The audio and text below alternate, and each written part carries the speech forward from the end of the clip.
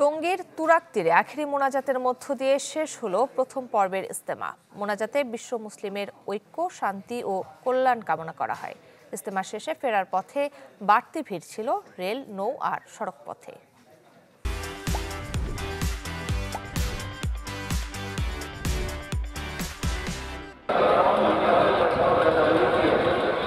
আখেরি মোনাজাত ঘিরে বিশ্ব ইজতেমার শেষ দিনে টঙ্গীর তুরাগ তীরে মুসল্লিদের উপচে পড়া ভিড়। যে যেভাবে পেরেছেন জড়ো হয়েছেন ইজতেমা প্রাঙ্গণে। শেষ দিনে দাওয়াতি কাজের নির্দেশনামূলক বয়ান করেন ভারতের মাওলানা আব্দুর রহমান ও ইব্রাহিম দেওলা। সকাল ৯টার কিছু পর শুরু হয় আখেরি মোনাজাত, যা পরিচালনা করেন তাবলিগের শীর্ষ মুরব্বী মাওলানা জুবায়ের। মুসলিম জাহানের ঐক্য, শান্তি, সমৃদ্ধি, ইহকাল ও পরকালের নাজাত চাওয়া হয় মোনাজাতে। কল্যাণ কামনা করা হয় দেশ ও জাতির। আমিন আমিন ধ্বনিতে মুখরিত হয় ইজতেমা ময়দান।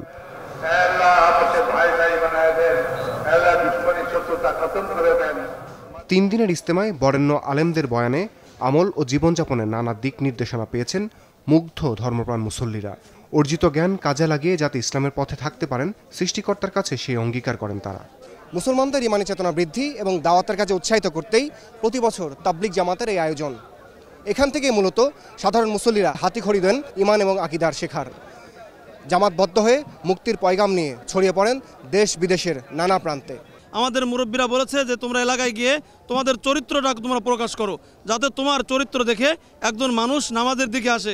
ইজতেমার উদ্দেশ্য ছিলাম 3 দিন, তো বড়দের কথাবার্তি শুনিয়া এখন এক চিল্লার জন্য নগদ যাইতে আছি। কারণ যত ইমানের কথা বলবো আর শুনবো, আল্লাহ ইমানকে তাজা করে দিবে। আমার জন্য কিছু, আমি তো মরলে আল্লাহ জান্নাত দেয়, এই আশা।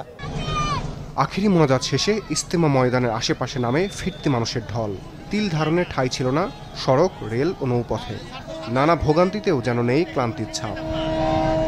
দিনের জন্য একটু তো কষ্ট করতেই হবে, দেখি কতটুকু হেঁটে যাওয়া যায়, তারপরে যদি কোনো কিছু পাওয়া যায়। সর্বোচ্চ ভাড়া 30 অথবা 40 টাকা ভাড়া, এই জায়গায় 200 টাকা ভাড়া চাচ্ছে। জাম উঠতে পারবো কেমনি, যাবো আস্তে আস্তে যাবো ইনশাল্লাহ।